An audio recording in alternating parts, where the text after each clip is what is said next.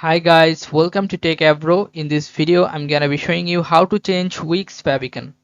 So you cannot change the Wix Favicon if you are using free version of Wix. Okay, if you want to change the Favicon, you have to buy the premium version of Wix.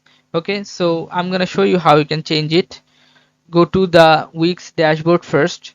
Then you have to click here this settings icon or the settings. Go to settings, then you'll find here website settings. Click on website settings, then you have to scroll down, then you'll find here this favicon. Now in favicon you can see here your favicon.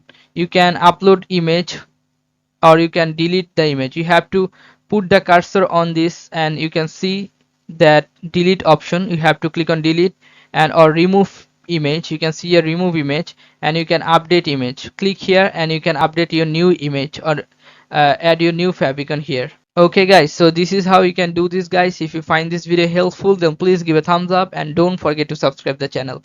Thank you so much for watching the video.